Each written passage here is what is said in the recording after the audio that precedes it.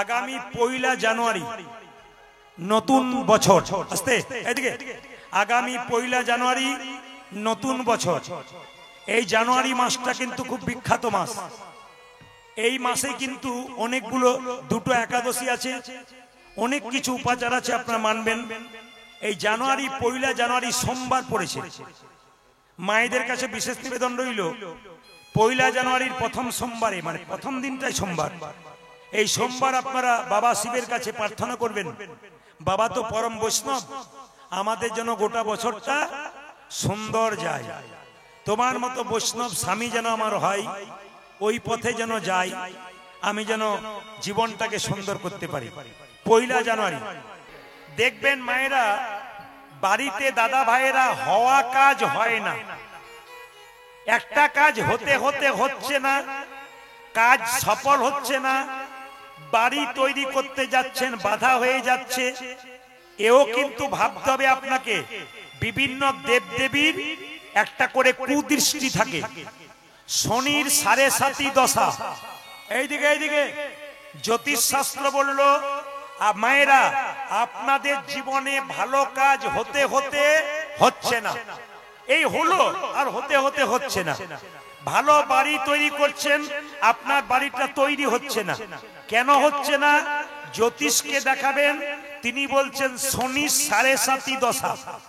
আপনাদের কাছে নিবেদন রইল, আপনারা একটা কাজ করবেন, ঈশ্বর কৃষ্ণকে তো ভজন করবেন, তার সঙ্গে দেবতাদের মধ্যে একটা দেবতা আছে, তার নাম হচ্ছে শনি দেবতা। 9টা গ্রহের মধ্যে একটা গ্রহ আছে, তার নাম শনি গ্রহ।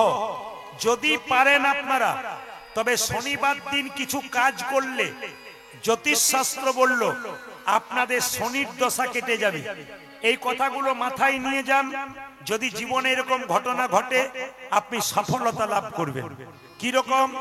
শনিবার দিন শনি দেবতার পুজো করবেন, কিন্তু মাথায় রাখবেন শনি দেবতাকে পুজো করতে গেলে কি রঙের ফুল দিতে হয়, এগুলো জানতে হয়। জোরে বলুন, খুব সুন্দর কথা। শনি দেবতাকে পুজো করতে গেলে নীল রঙের ফুল দিতে হয়। শনি দেবতা যদি লোহার তৈরি হয় খুব ভালো, রংটা কিন্তু কালো হবে। যখন মায়েরা শনি দেবতার পুজো করবেন, তখন মাথায় রাখবেন আপনাকে কালো শাড়ি পরে পুজো করতে হবে। শনি দেবতার পুজোর দিনে, শনিবার দিন, শনি দেবতাকে কালো সরিষা দিলে শনি দেবতা সন্তুষ্ট হয়। শনি দেবতাকে সন্ধ্যাবেলায় সরিষা তেলের প্রদীপ দিলে শনি দেবতা সন্তুষ্ট হয়। একটা বিরাট বড় জিনিস আপনাদের বলে যাব, যদি আপনাদের হওয়া কাজ না হয়, শনি দেবতাকে সন্তুষ্ট করা যায়। জ্যোতিষ শাস্ত্র বলল শনিবার দিন সকালবেলায় ঘুম থেকে উঠে স্নান করে অশ্বত্থ গাছের নিচে, অশ্বত্থ মানে পাকুর গাছ, পাকুর গাছের নিচে জল দিয়ে পাকুর গাছটাকে প্রণাম করুন। সন্ধ্যাবেলায় পাকুর গাছের নিচে একটা সরিষার তেলের প্রদীপ দিন। 100% গ্যারান্টি দিচ্ছে জ্যোতিষ শাস্ত্র, আপনার শনির দশা কাটবে কাটবে কাটবে। শনি দেবতাকে যখন পুজো করবেন, শনি দেবতার দিকে তাকিয়ে তাকিয়ে পুজো করতে নেই, শনি দেবতার চরণ প্রান্তে তাকিয়ে পুজো করতে হয়। শনি দেবতার বদনের দিকে তাকিয়ে পুজো করতে হয় না। শনি দেবতার দেবতা, তার আরাধ্য দেবতাকে বাবা শিব, তাই সে কাউকে ছাড়ে না। যদি একটু গন্ডগোল হয়, বাবা শিবকে দুর্গা একবার বলেছিল তুমি কৈলাস পর্বতে থাকবে, একটা বাড়ি করে দেবে না? বলে বাড়ি তো করবো, শনির কুদৃষ্টি আছে, এখন আমার উপরে অসুবিধা আছে। বলে কোনো অসুবিধা নেই, শনি তো তোমার শিষ্য, তোমাকে তো গুরু হিসাবে মানে, তুমি এক কাজ করো, কোনো অসুবিধা নেই। কিন্তু শনি দেবতা কি করেছিল না, শিবের প্রতি কুদৃষ্টি দিয়েছিল, আর বাড়ি তৈরি হয় না। এটা পৌরাণিক কাহিনী বলছে আর কি, আমি বলিনি। সবাই লক্ষ্য করুন মায়েরা, শনি দেবতার পুজোর দিনে যদি কাউকে দান করতে পারেন, অন্নহীনকে অন্ন দান, বস্ত্রহীনকে বস্ত্র দান, জুতো দান করতে পারেন, জুতো কিনে কাউকে দান করতে পারেন, তাহলে কিন্তু শনির দশা আপনার কাটবে। শনিবার দিন 3 থেকে 7 শনিবার যদি আপনি বাবা শিবের পুজো করতে পারেন, শনির দশা কাটতে পারে। 2 থেকে 7 শনিবার আপনারা কি করতে পারেন, শনি দেবতার পুজো করতে পারেন। আপনাদের বাড়িতে শনির কুদশা কিন্তু, কুদৃষ্টি কিন্তু আপনার কাছ থেকে সরে যাবে। বারবার নিবেদন রইল, যে কথাগুলো বললাম আপনারা একটা একটু করে মাঝে মাঝে স্মরণে রাখবেন, ইউটিউবের মাধ্যমে শুনবেন। এগুলো সব জ্যোতিষ শাস্ত্র থেকে নেওয়া, জ্যোতিষের গল্প থেকে নেওয়া। আপনারা জিনিসগুলোকে ব্যবহার করুন, আপনাদের জীবন যুদ্ধে আপনারা জয়লাভ করবেন। শনির সারি দশা, শনির কুদৃষ্টি আপনার উপরে কোনোদিন পড়বে না। কলিযুগের মানুষ কেমন হবে? কৃষ্ণ বলল কলিযুগের মানুষের 2টো করে মুখ হবে। আপনাদের 2টো করে মুখ আছে নাকি? অনেকে দেখছে, তাহলে পেছনে হয়ে গেল না। কলিযুগের মানুষের 2টো মুখ, একটা ভেতরে একটা বাইরে। যেমন দেখবেন, কিছু মনে করবেন না, পটলের বাবা পটলের মা মঞ্জুকে বলছে, তোমার মতো মেয়ে দেখতেই হয় না, এত সুন্দর মেয়ে তুমি, যেমন গুণবতী তেমন রূপবতী। পটলের মা তখন আয়নাতে গিয়ে তাড়াতাড়ি দেখছে যে আমি কি সুন্দর দেখতে। তোর পটলের বাবা মনে মনে ভাবছে, তুমি যতক্ষণ না মরছো ততক্ষণ অন্য একজন ঢুকতে পারছে। তার মানে বুঝতে পারছেন তো, ভেতরে একটা কথা আর বাইরে আর একটা কথা। যেমন রামবাবুর সঙ্গে শ্যামবাবুর দেখা হচ্ছে। রামবাবু জিজ্ঞেস করছে, শ্যামবাবু কেমন আছেন? শ্যামবাবু বলল, ভালো আছি, আপনি ভালো আছেন তো? রামবাবু কিছুক্ষণ পর মনে মনে ভাবছে, তুমি যতক্ষণ না মরছো তোমার পেছনের জায়গাটা আমার হচ্ছে। তার মানে কি, কলিযুগের মানুষের 2টো করে মুখ, একটা বাইরে একটা ভেতরে। দেখা হলে একরকম বলবে, আর পেরিয়ে গেলে আর একরকম বলবে। যুধিষ্ঠির মহারাজের উত্তর হয়ে গেল। দ্বিতীয় প্রশ্ন ছিল ভীমের, একটা মরা জন্তু ভেসে আসছে, একটা মরা জন্তু ভেসে আসছে, একটা ময়না পাখি ঠুকরে ঠুকরে খাচ্ছে। তখন লক্ষ্য হচ্ছে, আচ্ছা আপনারা যারা লাইটিং করছেন, হরে কৃষ্ণ, সামনে কোনো গল্প করবেন না, চোখটা আমাদের ওইখানেই যায়, আমাদের ডিস্টার্ব হয়। আপনারা যখন এখানে কোনো গল্প করবেন তখন আপনাদের দিকে নজরটা আমাদের চলে যাবে, এখানে স্টপ থাকবে। সবাই লক্ষ্য করুন। ভীম দেখতে পেল একটা মরা জন্তু ভেসে আসছে, একটা ময়না পাখি ঠুকরে ঠুকরে খাচ্ছে। প্রশ্ন কি ছিল, কলিযুগের সাধু কেমন হবে?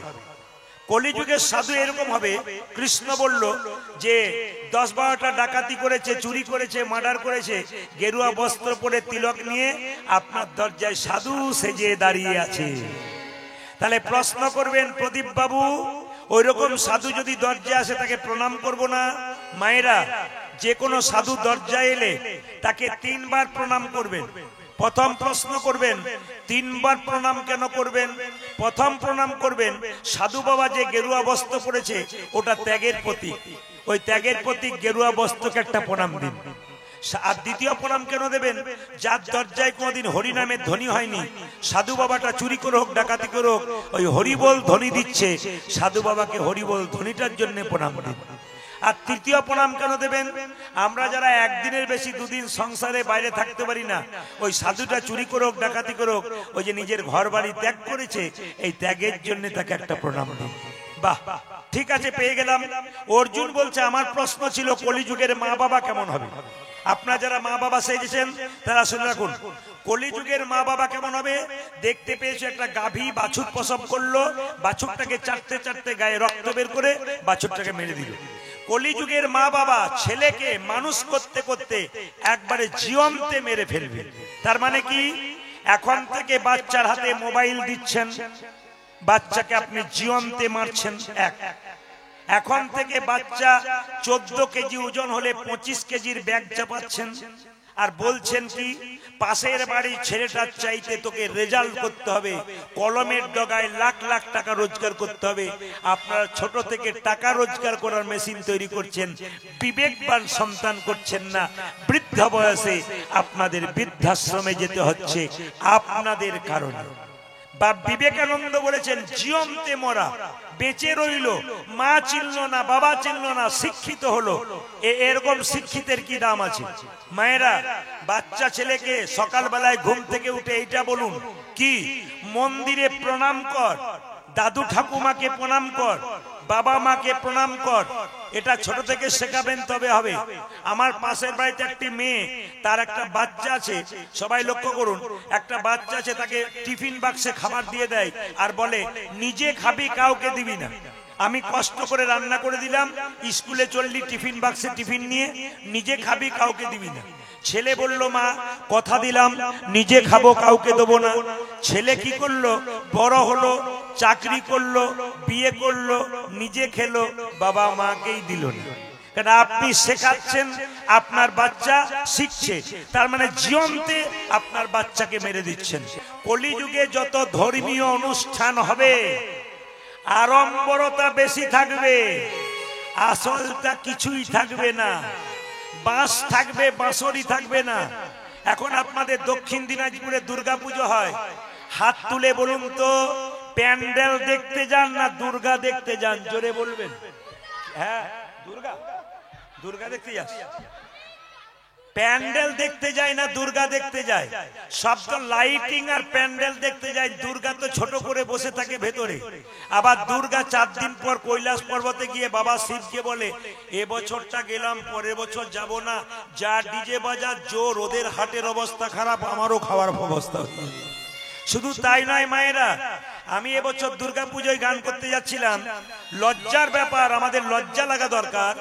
অন্যান্য ধর্মের মানুষ আমাকে চিৎকার করে বলে প্রদীপ বাবু আপনি তো হিন্দুদেরকে খুব বোঝান, লোককে খুব বোঝান, আপনি বলুন তো আপনাদের দুর্গাপুজো হচ্ছে, দেখা যাচ্ছে থিম করেছে কি, থিম করেছে কি বিরাট বড় প্যান্ডেল, দুর্গা ছোট মতো, আর থিম করেছে শিব স্কুটি চালাচ্ছে আর দুর্গা তার কাঁধে হাত দিয়ে বসে আছে।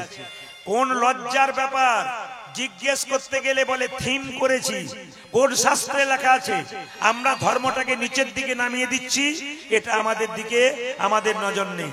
তার মানে কি মা, ধর্ম আছে কিন্তু আসলটা নাই, নকলটা আছে, কৃত্রিম। আবার এইদিকে আবার দেখবেন বিয়ে হয় না, বিয়েতে দেখবেন এত টাকা খরচা করেন, এত বড় প্যান্ডেল করেন, কিন্তু আসল জায়গাতেই গন্ডগোল।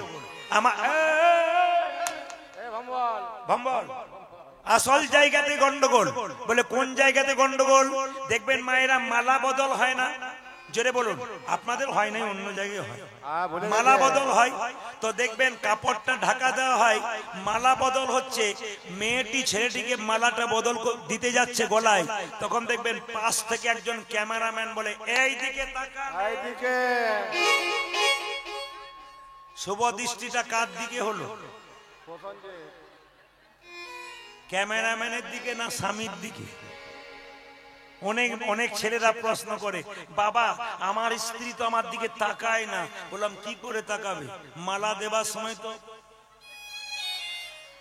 ওই জন্য এদিক আর ওদিক না, আপনাদের এখানে নয়, অন্য জায়গার জন্য বললাম আর কি। মানে লক্ষ্য করুন, ওই জায়গাতেও নকল, ওইখানেও আসল নাই। আরে শুভ কাজটা সম্পন্ন হোক, তারপর তুমি ক্যামেরা করো, কোনো অসুবিধা নেই, ওইখানটাতেও নকল।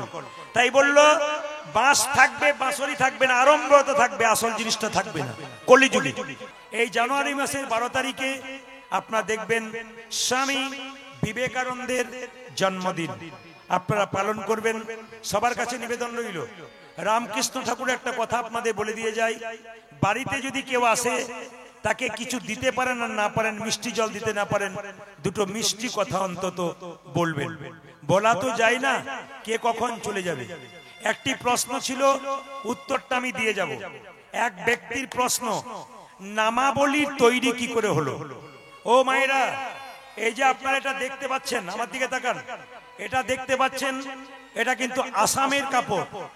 এই কাপড়টার দাম 2000 টাকা হতে পারে, কিন্তু আসামে প্রধানমন্ত্রী গেলে এই কাপড় দেবে, এটাকে গামছা বলে ওরা। আর আসামে যদি আপনাদের মুখ্যমন্ত্রী যায় তখনও কিন্তু এইটা দেবে। আমরা যাই, আমাদেরকে অভ্যর্থনা দেয় এই কাপড়টা দিয়ে।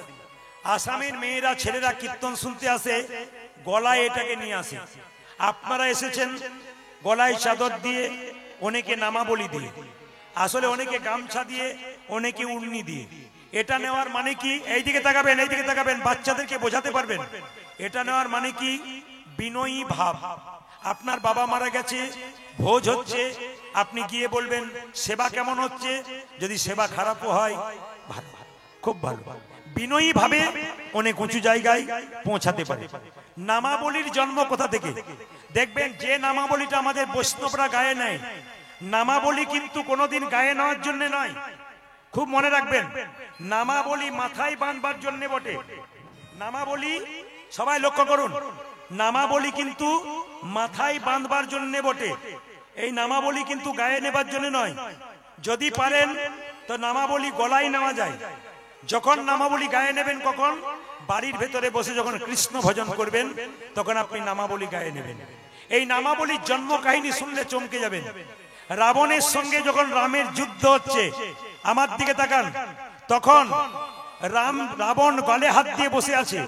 বলুন তো মায়েরা, রাক্ষস কুলের একজন রামের সঙ্গে যোগ দিয়েছিল, তার নাম কি? ঘরের শত্রু। জোরে বলুন, ঘরের শত্রু। বাহ, খুশি। বিভীষণ যোগ দিয়েছে রাবণের দিকে, রামের দিকে। রাবণ যখন গালে হাত দিয়ে বসে আছে, এক এক করে যুদ্ধে সবাই মারা যাচ্ছে, তখন বিভীষণের ছেলে তরুণী চিৎকার করে বলল, জেঠু, জেঠু। কিরে, গালে হাত দিয়ে কাঁদছো কেন? তুমি না রাবণ রাজা প্রতাপশালী, তুমি কাঁদো কেন? বাবা, আমি যে রামের সঙ্গে যুদ্ধে হেরে গেলাম রে। কুম্ভকর্ণ 6 মাস ঘুমোয়, 6 মাস জাগে, হেরে গেল।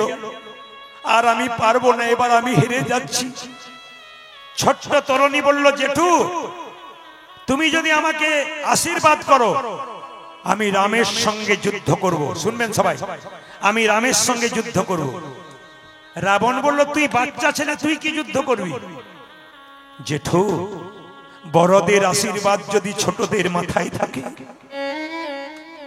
যুদ্ধে জিতে যায়, সব কাজে জিতে যায়। আশীর্বাদ করো জেঠু, যেন আমি যুদ্ধে জিততে পারি রামচন্দ্রের সঙ্গে। যা যা, তোকে আশীর্বাদ করে দিলাম। মায়েরা বলুন তো, এত এত মা বসে আছেন, ছেলেকে যুদ্ধে কেউ পাঠাতে পারবেন? সবাই মাথা নড়াচ্ছেন, পারবেন না। কিন্তু তরুণীর মায়ের নাম ছিল কি? সরমা। সরমার কাছে গিয়ে যখনই তরুণী বলেছে, মা, আমি রামের সঙ্গে যুদ্ধ করব, সঙ্গে সঙ্গে তরুণীর মা সরমা বলেছে, তুই যুদ্ধ করবি? আশীর্বাদ করলাম বাবা, তুই যুদ্ধে যা। মা গো,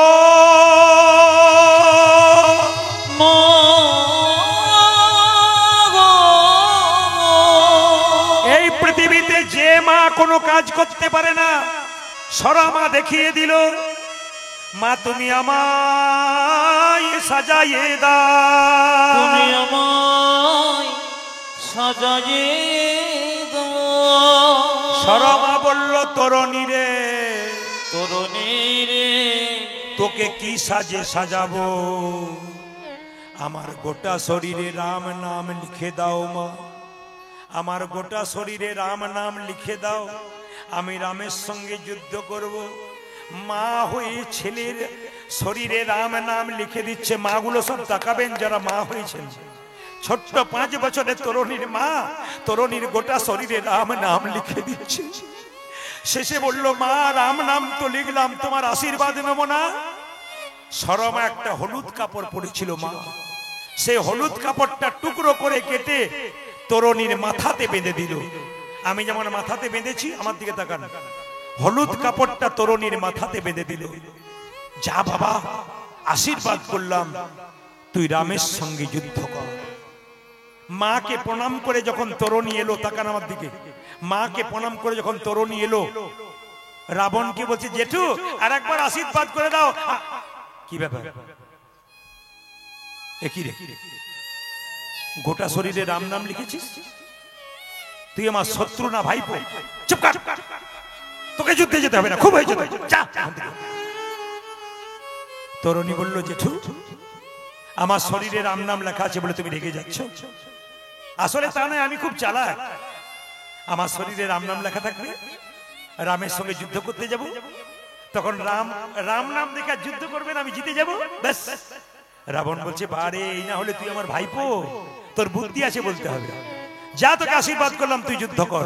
মায়েরা, রামচন্দ্র দাঁড়িয়ে আছে, পাশে দাঁড়িয়ে আছে বিভীষণ। দূর থেকে তরুণী চিৎকার করে বলল, প্রভু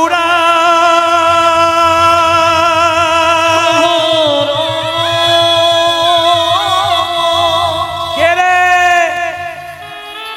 এ তুই কি নাম তোর? আমার নাম তরুণী। কি চাস? যুদ্ধ করব।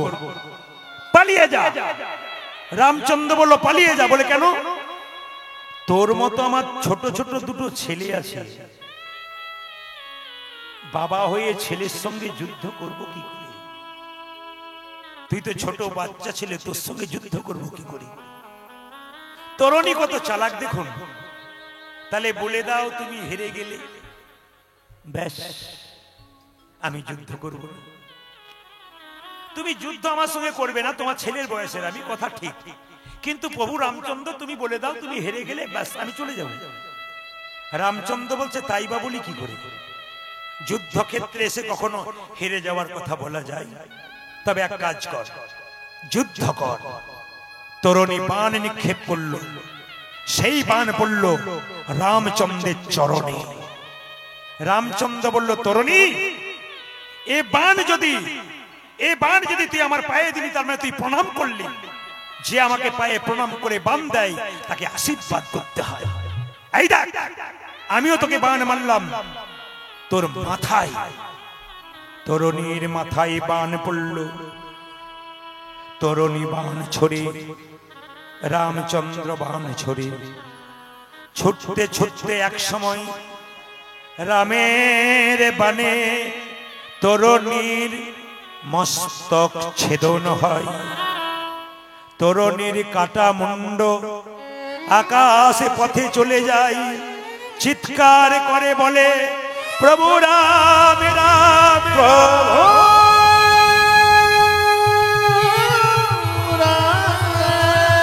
প্রভু রাম রাম রাম রাম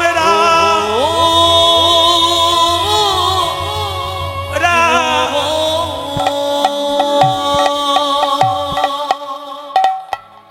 এ কেমন পাষাণ বাবা! বিভীষণ দাঁড়িয়ে দাঁড়িয়ে দেখছে তার ছেলেটার কাটা মুন্ডটা রামচন্দ্রের চরণে পড়ে ছটফট ছটফট করছে। রামচন্দ্র বিভীষণকে জিজ্ঞেস করছে, বিভীষণ, যে ছেলেটা তোমার রাক্ষস কুলে জন্ম নিয়েছো, কাটা মুন্ডটা আমার পায়ের সামনে পড়লো, ওই ছেলেটা কে? বিভীষণের চোখ থেকে ফোঁটা ফোঁটা জল পড়ছে। রামচন্দ্র বলল, তুমি কাঁদো কেন? ছেলেটা আমার মাথায় আমার চরণে পড়লো, তুমি কাঁদছো কেন? কে এই ছেলে? বিভীষণ বলো, চুপ করে থাকো না, কে এই ছেলে? বিভীষণ রামচন্দ্রের চরণে পড়ে বলল, প্রভু, এটা আমার একমাত্র বংশের প্রদীপ, আমার ছেলে তরুণী। ছি, বাবা হয়ে তোমার বলতে লজ্জা করছে না?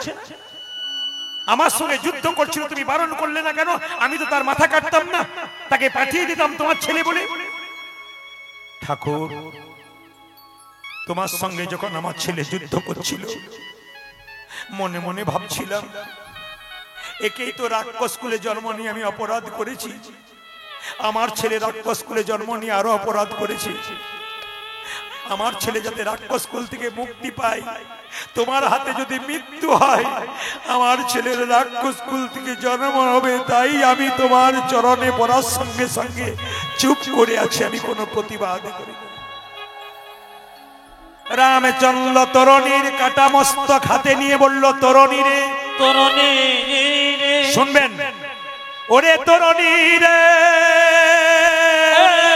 তরুণী তোর কাটা মুন্ড আমার পায়ে পড়ল, আমার সম্মুখে রইল। আমি রামচন্দ্র, আগামী দাপরে হব কৃষ্ণ, তুই হবি আমার সুবল সখা। তুই হবি আমার সুবল সখা। এই দিকে তাকান, নামাবলীর জন্ম কি করে? সঙ্গে সঙ্গে রামচন্দ্র তরুণীর মাথাতে বাঁধা ছিল হলুদ কাপড়, সরমার দেওয়া। তরুণীর মস্তকের কাটা মুন্ডের রক্ত নিয়ে তো রামচন্দ্র নিজের হাতে ওই সরমার দেওয়া হলুদ কাপড়ের ওপরে রাম রাম রাম নাম লিখে দিল নিজের হাতে। নাম হলো রামাবলী, নাম হলো রামাবলী, নাম হলো রামাবলী, রাম রাম রামাবলী। রামাবলী, পরে সেই রামাবলী হলো নামাবলী, রামাবলী হলো সে নামাবলী। আপনারা সবাই জানতে পারলেন রামাবলীর নাম নামাবলী কেন হলো, নামাবলীর জন্ম কেমন ভাবে হলো। আজকে লীলাটির নাম কি মা? দেখবেন ছবিতে দেখতে পাবেন কৃষ্ণ একটা সাপের ওপরে চেপে আছে না? জোরে বলবেন আপনারা। কৃষ্ণ একটা সাপের ওপরে চেপে আছে। ওই সাপটার নাম কি? কালীয় নাগ। ওই কালীয় নাগের কটা ফোনা ছিল? 100টা, আর 100টা উপফোনা ছিল। তো কালীয় নাগের মাথায় কৃষ্ণ দাঁড়িয়ে আছে। কেউ বলতে পারবেন এই কালীয় নাগ পূর্বজন্মে কে ছিল? অনেক বৃদ্ধ বাবারা এখানে কীর্তন শুনতে এসছেন, অনেক বয়স্ক জ্ঞানীজন শুনতে এসছেন, মায়েরা শুনতে এসছেন। সাপের মাথায় পা দিয়ে কৃষ্ণ দাঁড়িয়ে আছে। ওই সাপটি পূর্বজন্মে কে ছিল? কেন সাপ হলো? তিনি ছিলেন রাজা, নাম ছিল চন্দ্রধ্বজ। কেন তিনি সাপ হলেন? পেটে প্রচন্ড যন্ত্রণা, কেউ ভালো করতে পারে না। একজন বলল, রাজা তোমার পেটের যন্ত্রণা ভালো হবে যদি একটা কাজ তুমি করতে পারো। বলে কি? এইদিকে যদি যে রাজবাড়িতে বাস করছো তার পেছন দিকে একটা সরোবর আছে, ওই সরোবরে একটা রাজহাঁস খেলা করছে, ওটাকে ধরে এনে তাকে হত্যা করে তার পিত্তটা খেলে তোমার পেটের যন্ত্রণা ভালো হবে। মায়েরা, রাজহাঁসটাকে তো ধরে আনা হলো, তাকে যখন কাটতে যাবে রাজহাঁস কেঁদে কেঁদে বলল, আমাকে না মেরে যদি আমার পেটের যন্ত্রণা ভালো হয় তোমার, তবে আমার একটা উপায়ের কথা বলি। যে সরোবর থেকে আমাকে ধরে আনলে সেই সরোবরের উত্তর দিকে একটা গাছ আছে, সেই গাছে এক মুনি বসে আছে, ওই মুনির চরণ ধোয়া জল পান করলে তোমার পেটের যন্ত্রণা ভালো হয়ে যাবে। রাজা কি করলো? সোনার পাত্র নিয়ে মুনিকে বলল, মুনি তুমি তোমার ডান পাটে গিয়ে দাও। দেখলো ডান পায়ে পুঁজ রক্ত তো রয়েছে, তার সঙ্গে পোকা কিলবিল পিল করছে। বাঁ পাটে গিয়ে দাও। ওরে বাবা, ওটা আবার গলে গলে পড়ছে, পুঁজ রক্ত রয়েছে, বাঁ পাটা গলে গলে পড়ছে। রাজা চন্দ্রধ্বজ মুনির চরণ ধোয়া জল পান করতে পারলো না, কিন্তু মাথায় করে বাড়ি নিয়ে এলো। সেই চন্দ্রধ্বজের দুটো স্ত্রী ছিল মা, তারা বলল, স্বামী জল পান করতে পারলে না, আমাদের দাও, আমরা জল পান করব। যেই না জল পান করেছে অমনি মুনি ছুটে এসে চিৎকার করে বলল, রাজা তুমি আমার চরণ ধোয়া জলকে অপমান করলে, আমি তোমাকে অভিশাপ দিলাম, তুমি যেহেতু চালাকি করলে, খল প্রবৃত্তি করলে, তোমার খল বংশে জন্ম হবে, তুমি হবে কালীয় নাগ। রাজা চন্দ্রধ্বজ কেঁদে কেঁদে বলল, হে মুনিবর, অভিশাপে যদি দিলে আমায় সাপে কুলে জন্ম হয়, সাপে যদি দিলে আমায় সাপে কুলে জন্ম, তবে আশীর্বাদ দাও যেন ভগবানের চরণ লাভ করতে পারি। ভগবানের চরণ লাভ করিতে পারি। সেই পরম বৈষ্ণব মুনি বলে উঠল, তুমি যেহেতু চরণ ধোয়া জল মাথায় করে এনেছো, আশীর্বাদ দিলাম একদিন তোমার মাথায় ভগবান কৃষ্ণের নাচ হবে। ওই জন্য মায়েরা কালীয় নাগের মাথায় বৈষ্ণবের আশীর্বাদে নৃত্য হয়েছিল। সবাই তাকাবেন যে যেখানে বসে আছেন। পদকর্তা বলছেন, কালীয় নাগ বাস করে কোথায়? বৃন্দাবনে গেলে কালিদ হদে কালীয় নাগ বাস করে। পদকর্তা বলছে, দেখো দেখো কালিন্দির এক দহি কালী নাগ রহে রহে, কালিন্দির এক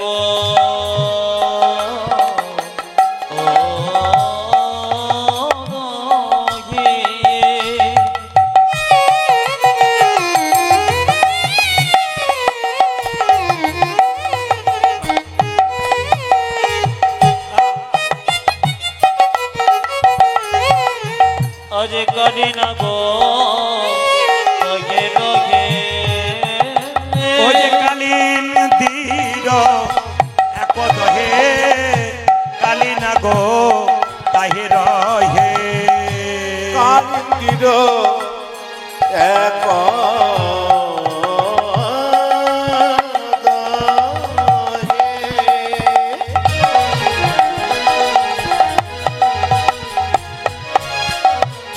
আমার কালী নাগ তাহে রহে বিষ জলে দহন সমান দেখি বিশ্বজনে দহন ও যে বিষ জলে দহন সমান দেখি বিশ্বজলে দহন সমান বিষার জলে সমান সমান বিষার জলে সমান সমান বিষার জলে সমান সমান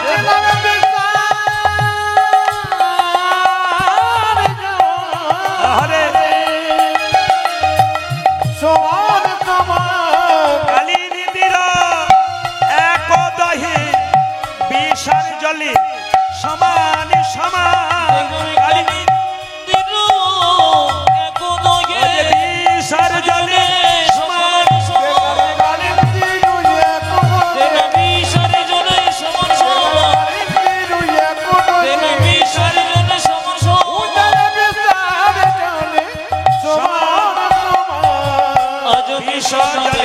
বিষ জলে দহন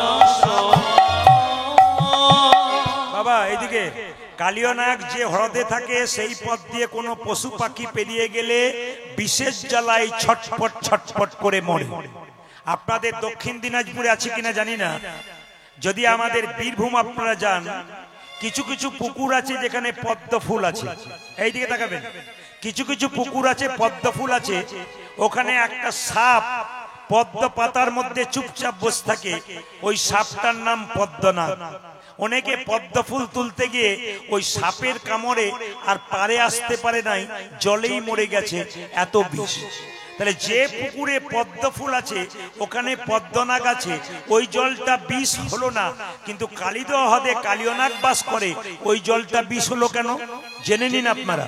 কুরুক্ষেত্রের যুদ্ধে কৃষ্ণ জয়লাভ করার পর সবাইকে সবকিছু দিল, কালীয়নাগ কেঁদে কেঁদে বলেছিল, প্রভু আমাকে মুক্তি দাও। কৃষ্ণ শোনে নাই, সঙ্গে সঙ্গে কালীয়নাগ বলল, তোমার সঙ্গে প্রেম করে যদি তোমাকে না পাই, তোমার সঙ্গে শত্রুতা আরম্ভ করব। কি শত্রুতা আরম্ভ করলো মা? কালীয়নাগ এমন বিষ ঢালতে শুরু করলো, ওই বিষের বাতাসে ওই পথ দিয়ে কোনো পশু পাখি পেরিয়ে গেলে ছটফট ছটফট করে মরে। আর মৃত্যুর আগে ভগবানকে ডাকে, আর যখনই ভগবানকে ডাকবে তখন ভগবান সেখানে ছুটে আসবে। কালীয়নাগকে কোথাও যেতে হবে না, ওইখানে বসেই কালীয়নাগ ভগবানের চরণ পাবে। ও মায়েরা, তাহলে কি কালীয়নাগ ভক্ত ছিল না? কালীয়নাগ ভক্ত ছিল। আপনারা রামের শত্রু রাবণকে জানেন, যে রাবণ কত বড় শত্রু, কিন্তু জেনে নিন রাবণ শত্রু নয়, রাবণ রামের ভক্ত বটে। কিরকম না, দেখবেন রামচন্দ্র যখন, এই রাবণ যখন সীতাকে হরণ করলো, তখন মন্দোদরী তার স্ত্রী চিৎকার করে বলল, স্বামী তুমি 10,000 মেয়েকে বিয়ে করেছো, আমি কিছু বলি নাই, আমাকে বিয়ে করেছো, আমি কিছু বলি নাই, এইবার তোমার অধঃপতন চলে এলো কেন? না এইবার তুমি ভগবানের স্ত্রীকে চুলের মুঠি ধরে এনেছো, এইবার তোমার ধ্বংস হবে। মায়েদের কাছে নিবেদন রইল, স্বামী যদি অন্যায় কাজ করে আপনারা প্রতিবাদ করুন, তবে আপনার ছেলে মেয়ে সংসার ভালো হবে। আর স্বামী যদি অন্যায় করে থাকে আপনি সমর্থন করেন, আপনার সংসার কিন্তু ধ্বংসের দিকে যাবে। আমি প্রমাণ দিয়ে দিই, আপনার স্বামী মাসে 20,000 টাকা রোজগার করে, হঠাৎ 50 করছে, আপনি প্রশ্ন করবেন না 20 থেকে 50 কি করে হলো? উনি যে 2 নম্বরই করে করছেন না, আপনি জানবেন কি করে? তাহলে ধ্বংস হতে পারে। মন্দোদরী কিন্তু সঙ্গে সঙ্গে তাকে সমর্থন করলো না, বলছে এইবার তোমার বিপদ এগিয়ে আসবে, তোমার অধঃপতন আসছে। বলে কেন? তুমি ভগবানের বউ চুরি করলে। সঙ্গে সঙ্গে রাবণ বলেছিল, মন্দোদরী সীতা আমার মা। যেই না বলেছিল সীতা আমার মা, অমনি চমকে গিয়েছিল মন্দোদরী। সীতা তোমার মা? বলে হ্যাঁ। সীতা যদি তোমার মা হবে, তবে তুমি তাকে রাজপুরীতে না রেখে অশোক বনে রাখলে কেন? সঙ্গে সঙ্গে রাবণ বলেছিল, ওগো মন্দোদরী, রাজপুরী হলো পাপের পুরী, ওখানে আমার মাকে রাখতে পারবো না। আমি মাকে অশোক বনে রেখেছি, যেখানে শোক নাই, দুঃখ নাই। চুপ করো, তাও তুমি মিথ্যা কথা বলছো। অশোক বনে রেখেছো, তোমার লোকরা বারবার সীতাকে আঘাত করছে, তুমি কিছু বলছো না কেন? মন্দোদরী রাবণ চিৎকার করে বলল, শোনো মন্দোদরী, আমার সীতাকে বারবার লোকে আঘাত করে, তবু আমি প্রতিবাদ করি না কেন জানো? নদীতে যদি নৌকা বাঁধা থাকে, সেই নৌকায় যদি কেউ বারবার আঘাতই করে, কেউ ছুটে আসুক আর না আসুক, নৌকার মালিক কিন্তু ছুটে আসবে। আর নৌকার মালিক যদি ছুটে আসে, তবে নৌকাটাকে দেখতে পারে। সীতা হলো পরপারের নৌকা, তাকে যদি কেউ বারবার আঘাত করে, কেউ ছুটে আসুক আর না আসুক, সীতাপতি রামচন্দ্র ছুটে আসবে। আমাকে বাইরে যেতে হবে না, আমি ঘরে বসে চরণ পাবো। হরিব ঘরে বসে চরণ পাবো, ঘরে বসে চরণ পাবো, আমি ঘরে বসে চরণ পাবো। বাইরে যেতে হবে না গো, ঘরে বসে চরণ পাবো। আমায় বাইরে যেতে হবে না গো, ঘরে বসে চরণ পাবো। বাইরে যেতে হবে না গো, ঘরে বসে চরণ পাবো। আমার বাইরে যেতে হবে না গো, আমি ঘরে বসে চরণ পাবো। আমার বাইরে যেতে হবে না গো, ঘরে বসে চরণ পাবো, আমার বাইরে যেতে হবে না গো, আমি ঘরে বসে চরণ পাবো। আমি ঘরে বসে চরণ পাবো। মায়েরা, এত বিষ ঢালছে কালিয়নাগ, তার পথ দিয়ে কোনো পশু পাখি পেরিয়ে গেলে তারা ছটফট করে মরে। পদকর্তা বলছেন, তাহারয়ু পরে বাই,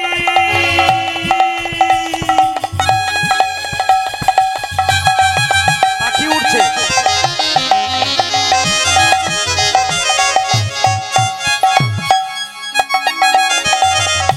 যদি পাখি উড়ে এই যাই, তাহারয় উপরে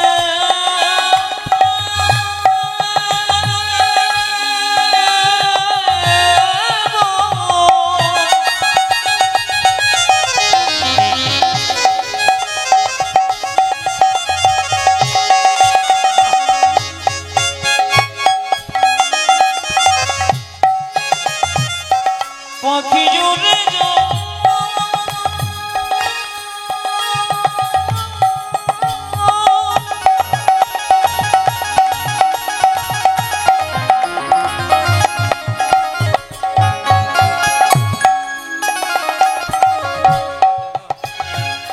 পাখি জুড়ে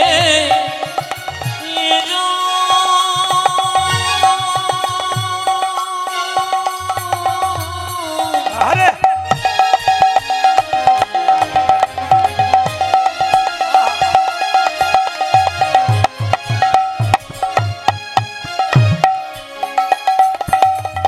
পাখি আরে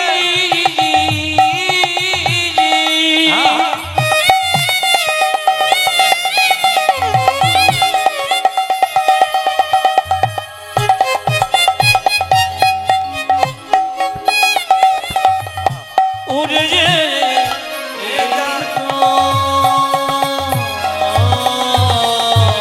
হয় তাহারয়